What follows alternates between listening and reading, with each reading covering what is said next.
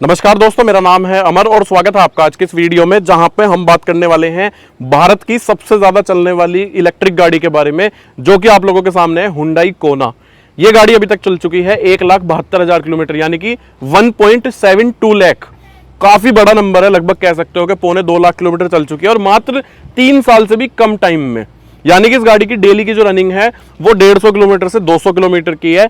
मेरे साथ यहाँ पे इस गाड़ी के ओनर हैं मिस्टर संदीप दहिया जी, जो कि आज की इस वीडियो में अपना एक कंप्लीट एक्सपीरियंस आप लोगों के साथ शेयर करेंगे अपनी इलेक्ट्रिक गाड़ी का।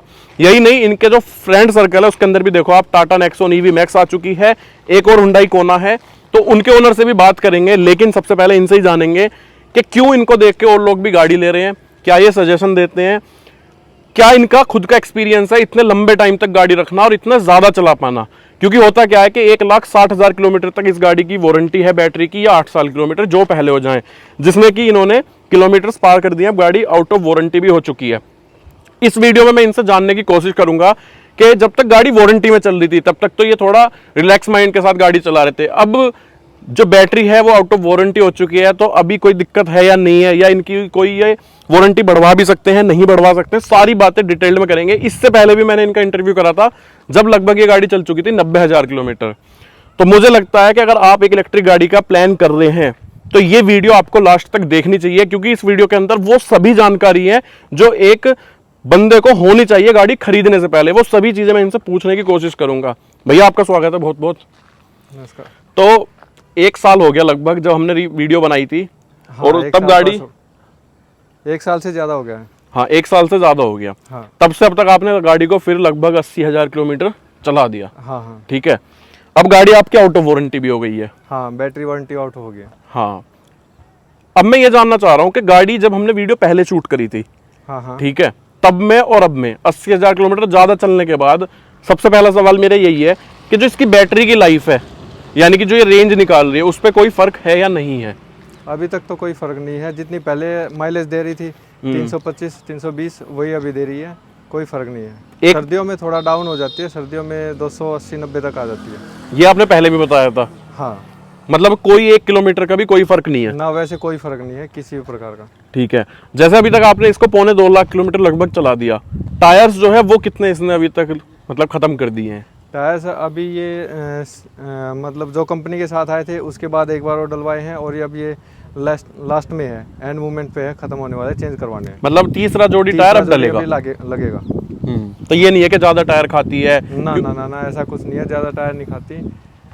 उल्टा ये है कि ब्रेक पैड भी नहीं बदलवाने पड़े, आज तक एक बार भी नहीं बदलवाए हैं। और 1.25 लाख किलोमीटर 2 लाख किलोमीटर चल गई है। मैं तो अपने फ्रेंड सर्कल में भी सबको बोलता हूँ, कंपनी वाले चाहे कुछ भी बोले, अपना चेक करके तब बदलवाओ। अच्छा, कंपनी वाले क्या रिकमेंड करते हैं? कंपनी वाले तो हर 30,000 किलोमीटर बोल देते हैं कि बदलवाओ। अच्छा, हाँ। चाहे घिसे हुए हो या ना हो, बस वो है कि उनको अपनी सेल के लिए बोल देंगे कि बदलवा लो भाई। उन्हें अपने मार्जिन चाहिए, उन्हें इंसेंटिव चाहिए। हाँ, वो चीज़ है बिल्कुल। तो वो है कि सेल्स टारगेट है उनका सर्विस में कि बेचो। हाँ, लेकिन अभी तक आपके में ऐसा कोई भी इशू नहीं है? ऐसा कोई प्रॉब्लम आई। कंपनी वाले भी वैसे सपोर्टिव है, कोई ऐसी बात नहीं है। जो कोई कंप्लेंट कभी कुछ बात होती है तो सॉल्यूशन दे देते हैं, सुनवाई है। हाँ ठीक है, अब मुझे ये बताओ, गाड़ी का चलो रेंज तो उतनी है, हाँ। चार्जिंग टाइम में कोई डिफरेंस आया हो? नहीं, चार्जिंग टाइम भी वही सेम जो पहले ले रही थी वही ले रही है अभी भी। कोई डिफरेंस नहीं है? नहीं, कोई डिफरेंस नहीं है। ठीक है, तो जैसे आप इतने टाइम से चला रहे हो, एसी वगैरह की परफॉर्मेंस या हेडलाइट, कोई भी चीज में कोई डिफरेंस आया हो? क्योंकि इलेक्ट्रॉनिक्स है और इलेक्ट्रिक गाड़ी है। हाँ। इन चीजों में कोई नहीं, किसी चीज़ में कोई दिक्कत नहीं है आज तक। बल्कि एक शॉकर खराब हुआ था, वो अभी कंपनी से वारंटी में चेंज कर दिया था। ठीक है, अब जैसे गाड़ी की बैटरी आउट ऑफ वारंटी हो गई है, हाँ, तो क्या आपको रिस्क है कि अब क्या होगा, कभी किसी दिन कुछ हो गया तो अब आपको अपनी जेब से पे करना पड़ेगा? अभी तक तो सेम परफॉर्मेंस है, तो ऐसा कुछ है नहीं। बाकी जब फ्यूचर में होगा तो तब की बता देंगे, अभी तक तो कुछ फ़र्क लगा नहीं है। ठीक है, और वारंटी बढ़ने का कोई प्रावधान? नहीं, वारंटी बढ़ाने के लिए कुछ नहीं है, मना कर दिया था उन्होंने। मैंने पूछा था कि कोई केयर पैक वगैरह या कुछ पैसे लग के वारंटी एक्सटेंड होती है, मना कर दिया उन्होंने कि वारंटी एक्सटेंड नहीं होती है। ठीक है, हाँ। तो अब आप ये बताओ, जैसे अभी गाड़ी हो गई, अब कंप्लीट मैं मान रहा हूँ कि गाड़ी आपकी है, हाँ, क्योंकि आउट ऑफ वारंटी हो गई, अब हुंडई का इससे कोई लेना देना नहीं है। कोई लेना देना नहीं है। ठीक है, अब आपका क्या मतलब इरादा है या क्या सोच है, माइंड में आपके क्या चल रहा है कि आप इस गाड़ी को कितना और रखोगे, कितना ये चल सकती है, कितना सर्वाइवल है इसकी बैटरी का? अभी तो फिलहाल जिस हिसाब से चल रही है उस हिसाब से तो ये मान के चलो 4-5 लाख किलोमीटर तक तो कोई दिक्कत आनी नहीं है।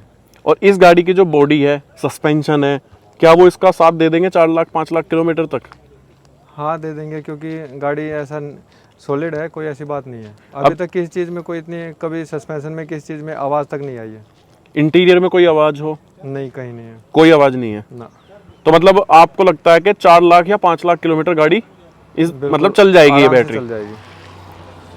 अगर जिस हिसाब से आप गाड़ी को अभी चला रहे हो तो अगले और 4 साल में आप इसको 4 लाख किलोमीटर भी चला ही दोगे? हाँ चल जाएगी आराम से, 3 साल में 4+ चल जाएगी। ठीक है, 3 साल में 4+ चल जाएगी। हाँ। तो आपने प्लान तो कर लिया होगा कि आप गाड़ी को या तो रखोगे या चेंज करोगे? नहीं, अभी तो रखेंगे।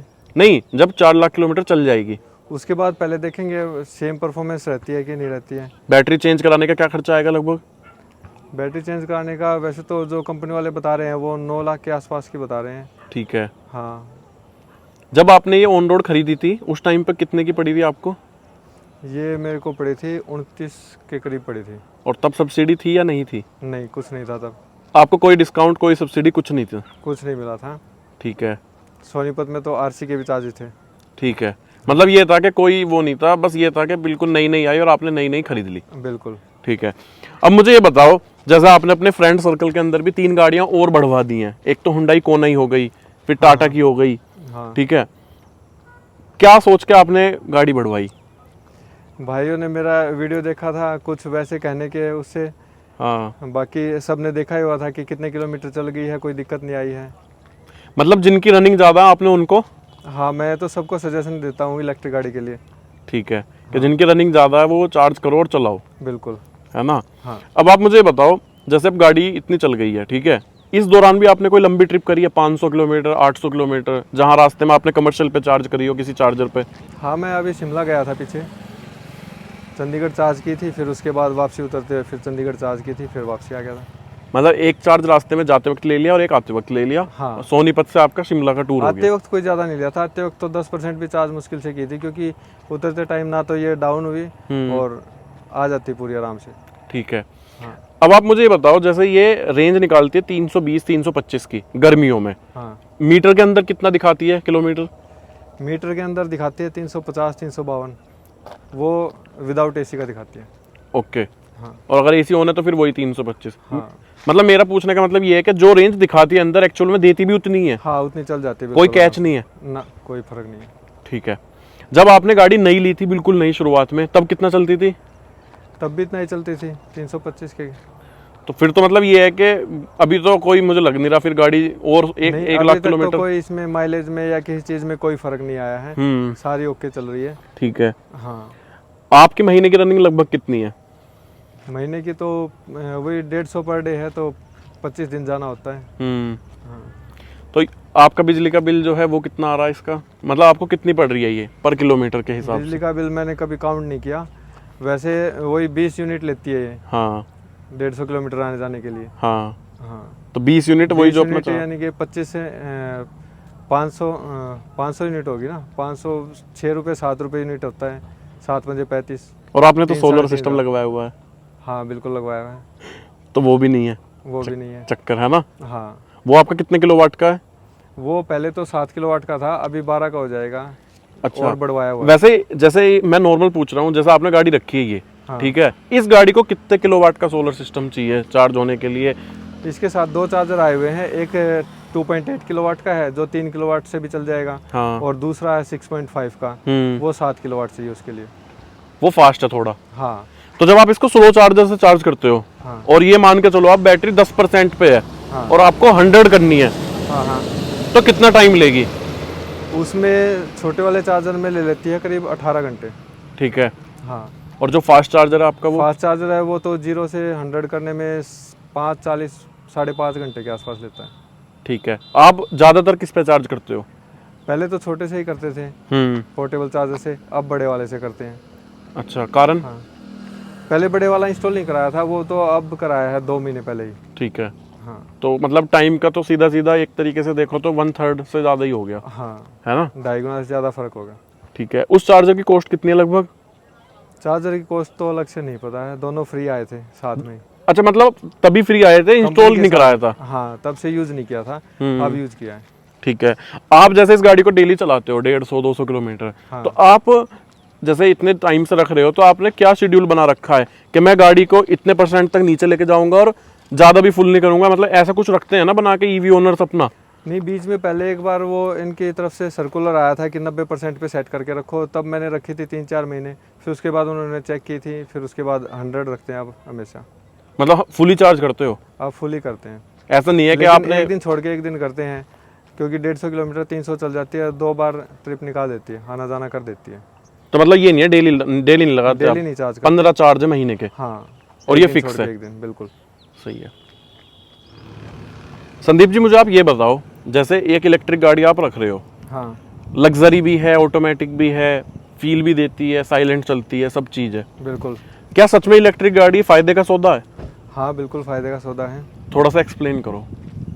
क्योंकि मेरी पहले वो डीजल गाड़ी थी स्कोडा रैपिड, वो 15,000 रुपया तेल खाती थी एक महीने में। रनिंग यही रहती थी डेली? रनिंग यही रहती थी, ऑफिस से घर, घर से ऑफिस। हम्म, और अब ये 3 से 3,500 रुपये का बिल आता है। ठीक है। तो लगभग आप महीने का 11, 11,500, 12,000 रुपए। हाँ, 11-11,500 रुपये बच जाते हैं। बट मेरे पूछने का मतलब ये है कि वो जो आपने डबल अमाउंट दिया है, हाँ, लगभग 13-14 लाख रुपए इलेक्ट्रिक के लिए, वो कितने सालों में रिकवर होंगे? वो ज़्यादा 3 से 4 साल में पूरा हो जाएगा। बट तब तक गाड़ी की लाइफ भी खत्म हो जाएगी एक तरीके से। वो तो जब बैटरी की अगर कोई दिक्कत आएगी, प्रॉब्लम आएगी, तो पता चलेगा कि भाई खर्चा है या नहीं है, बैटरी कितनी चलती है, उसके बाद फाइनल होगा। मतलब मैं यही जानना चाह रहा हूँ, क्योंकि देखो उसमें क्या करते हैं, आप कोई नॉर्मल डीजल गाड़ी भी लेते इसी सेगमेंट की, चाहे क्रेटा, सेल्टोस, कुछ भी आप लेते, बिल्कुल। 15-16 लाख रुपए खर्च करते, फिर आप धीरे धीरे अपने डीजल में हर महीने पैसे लगाते, इसमें आपका इकट्ठा अमाउंट चला गया, हाँ, है ना? उसको रिकवर करने में भी आपको टोटल 4 साल लगेंगे। हाँ, बिल्कुल लगेंगे। और वो भी आपको लगेंगे क्योंकि आपकी रनिंग ज्यादा है, जरूरी नहीं है किसी और की रनिंग आपके जितनी हो। तो ओवरऑल क्या योगदान है? मेरा कहने का वही तो मतलब है कि जिसकी अगर रनिंग ज़्यादा है, गाड़ी ज़्यादा चलती है, तो इलेक्ट्रिक लेने का फ़ायदा है। जिसकी कम चलती है उसके लिए कोई फ़ायदेमंद नहीं। और वो नंबर कितना है कि कम से कम इतनी? नंबर 150 प्लस तो होना ही चाहिए कम से कम। उससे नीचे है तो सीएनजी पे चले जाओ, हाँ, बिल्कुल। है ना? हाँ, क्योंकि सीएनजी के भी हर एक गाड़ी का टैंक 200 किलोमीटर तो चलता ही है। बिल्कुल चल जाता एक बार फुल कराओ 700 रुपए में है। हाँ, लगभग। हाँ, हाँ। अब संदीप जी, आप मुझे ये बताओ, जो आप सर्विस कराते हो, इसका जो सर्विस इंटरवल है, उस पे पर सर्विस कितना खर्चा आ रहा है आपका? पर सर्विस 2800-2900 रुपये के आसपास खर्चा आता है। और मैक्स टू मैक्स कितना गया है? मैक्स टू मैक्स तो आपका अभी मैंने वो वाइपर वगैरह चेंज कराए थे तो 4800 रुपये के आसपास गया था। अच्छा, मतलब 5,000 से ज्यादा की कोई सर्विस हुई नहीं? 5,000 से ज़्यादा अभी तक तो कोई पे नहीं किया। ठीक है। Hyundai का कैसा रिस्पॉन्स है सर्विस का? आफ्टर सेल सर्विस जो है इनकी, वो कैसी है? नहीं, हुंडई वाले ठीक हैं, बिल्कुल सपोर्ट करते हैं। कोई भी बात बोलते हैं, कोई भी काम करवाना होता है, बिल्कुल सुनवाई है हर चीज़ की? हाँ। और जो इनका इलेक्ट्रिक का एक अलग डिपार्टमेंट होगा, वो टाइम टू टाइम कोई अपडेट देता है? गाड़ी के अंदर कोई अपग्रेड आती है या नहीं? अपडेट आती है, कुछ भी आती है तो वो फ़ोन कर देते हैं, गाड़ी ले जाते हैं, फिर वापस ले जाते हैं। अच्छा। हुंडई में ये भी फ़ायदा है कि गाड़ी अगर वो 2 दिन 3 दिन रखते हैं तो दूसरी गाड़ी प्लस फ्यूल सब कुछ अपनी तरफ से देते हैं। ओके, ये नहीं है कि बस गाड़ी मंगा ली, खड़ी कर दी और घर जाओ। ना ना ना ना, अपनी तरफ Support से vehicle दूसरी गाड़ी मिलता है। देंगे। अगर आपने चलानी नहीं है तो ड्राइवर भी दे देंगे। अच्छा, हाँ, तो ये तो बहुत सही चीज़ है। बिल्कुल। मतलब ये तो फिर वही वाली बात हो गई कि मतलब जैसे कहते हैं ना, प्रीमियमनेस थोड़ा सा, हाँ, कस्टमर हैंडलिंग बहुत सही है उनकी। बिल्कुल। ये नहीं है कि बस गाड़ी बेच दी और फिर टाटा बाय बाय। ना ना ना ना। ठीक है। तो ये तो सारी बातें हो गई इसकी गाड़ी की पॉजिटिव, जो भी आपको इसके अंदर खूबियां लगी। अब अगर किसी चीज़ के अंदर खूबियां हैं तो कमियां भी होंगी। हाँ, बिल्कुल कमी है। इसमें जो नीचे ग्राउंड क्लियरेंस है वो बहुत कम है। थोड़े से भी नॉर्मल ब्रेकर पे भी कई बार लग जाती है नीचे से। हाँ, बाकी तो कोई कमी है नहीं। ब्रेकिंग वगैरह और सब कुछ सही है? हेडलाइट की बिल्कुल परफॉर्मेंस, सब कुछ सही है। म्यूजिक सिस्टम क्वालिटी, बाकी सब हर एक चीज़ में ठीक है, कोई दिक्कत नहीं है। सस्पेंशन से लेके स्टीरियो तक सब ओके। इसके कंपटीशन की एक और गाड़ी मार्केट में अवेलेबल है, MG ZS EV। हाँ, ठीक है, उसके बारे में और इसके बारे में आपका क्या ख्याल है? अगर आपका कोई फ्रेंड है, चलो मान लो मैं ही हूँ, और मैं पूछता हूँ कि देखो आप एक इलेक्ट्रिक ओनर हो, तो मुझे इन दोनों में से कौन सी गाड़ी लेनी चाहिए? MG का तो मेरे को इतना पता नहीं है, लेकिन हुंडई कोना का A to Z पता है, स्पोर्ट का भी पता है, सारी सुनवाई भी है, कोई ऐसी बात नहीं है। अब मुझे आप ये बताओ बिल्कुल सीधा, चाहे इलेक्ट्रिक गाड़ी 10 लाख रुपए की टाटा टियागो हो, हाँ, ठीक है, चाहे Hyundai की कोना हो, चाहे Hyundai की आयोनिक 5 हो, हाँ, आप ईवी लेने वाले बंदे को जो प्लान कर रहा है, या फिर जिसके पास ऑलरेडी है और वो रेंज नहीं निकाल पा रहा, उनको क्या सलाह दोगे? रेंज के लिए तो वही है, अगर आप 70-80 की स्पीड पे चलाते हो तो रेंज 350 प्लस भी निकल जाती है। अगर आप भगाते हो तो माइलेज कम हो जाती है। अगर कोई बंदा 100-120 चला रहा है तब ये कोना 120 चला रहा है तो वही 300 के आसपास रेंज आएगी। 120 पे आ जाएगी 300 की रेंज। हाँ 120 पे, 100-120 पे, क्योंकि मेरी भी उतनी चलती है। 120। हाँ तभी 300-320 रहती है। अच्छा, मतलब ये नहीं है कि आप गाड़ी जैसे बोलते हैं ना, बहुत मैंने पहले भी बहुत सारे कस्टमर रिव्यू करे हैं। हाँ हाँ। तो जैसे लोग बताते हैं कि भाई हम तो अपनी गाड़ी को लगभग 50, 60, 70 के बीच में चलाते हैं। फिर लोग कहते हैं कि अगर इतनी स्लो चलानी है तो कुछ और ही देख लो। नहीं नहीं, इसको चलाने में मज़ा आता है, पिकअप भी बहुत ज़्यादा है और इलेक्ट्रिक है, ना गियर बदलने ना कुछ करना है, सीधी भागती है। 120 चलाने वाले को पक्का 300 किलोमीटर की रेंज दे देगी ये हाँ, गाड़ी। बिल्कुल आराम से देती है। ठीक है। और जो और लोग प्लान कर रहे हैं उनको क्या कहना चाहोगे? उनको यही बताना चाहेंगे कि अगर आपकी रनिंग ज़्यादा है, 150 प्लस है, तो इलेक्ट्रिक में जाने का बिल्कुल फ़ायदा है। अगर रेंज कम है तो इलेक्ट्रिक में जाने का फ़ायदा नहीं है। ठीक है दोस्तों, यहाँ पे आज हमारी इस वीडियो में संदीप जी ने एक एक चीज़ खुल के बताई है, चाहे गाड़ी का मेंटेनेंस हो, चाहे रेंज हो, चाहे इसको चार्ज करने की बात हो, या ओवरऑल जो इनकी खुद की एक लर्निंग है। क्योंकि टाइम के साथ साथ इनकी भी पहली इलेक्ट्रिक गाड़ी है तो इन्होंने भी धीरे धीरे ही सीखा है। जो भी इनकी लर्निंग थी इस गाड़ी से रिलेटेड वो यहाँ पे आप लोगों के साथ शेयर करी है। अगर कोई और इलेक्ट्रिक ओनर है जिसके पास गाड़ी हो और जो इससे भी ज़्यादा चला चुका हो, चाहे वो किसी भी ब्रांड की हो, तो वो मुझे मेरे इंस्टाग्राम पे डीएम कर सकता है या मेरे व्हाट्सअप नंबर पे भी मुझे मैसेज कर सकता है, ताकि हम कनेक्ट कर सकें और आपका एक्सपीरियंस अपने चैनल के ऊपर शेयर कर सकें। फिलहाल मुझे लगता है कि हर एक बात जानने की मैंने यहाँ पे कोशिश करी है इस गाड़ी से रिलेटेड। अगर अभी भी आपका कोई डाउट रह जाता है तो आप नीचे कमेंट करके लिख दें, कोशिश करेंगे हम उसका जवाब देने की। बाकी संदीप जी आपका बहुत बहुत धन्यवाद, आपने एक बेहतरीन ओनरशिप एक्सपीरियंस बिल्कुल अनबायस्ड होके यहाँ पे बताया। तो फिलहाल दोस्तों आज की वीडियो में यही सब बातें थी। अगर आप चैनल पर पहली बार आए हैं तो चैनल को सब्सक्राइब करें, वीडियो को अपने दोस्तों के साथ, फैमिली मेम्बर्स के साथ शेयर करें। मिलते हैं आपसे किसी और वीडियो में। वीडियो लास्ट तक देखने के लिए थैंक यू वेरी मच।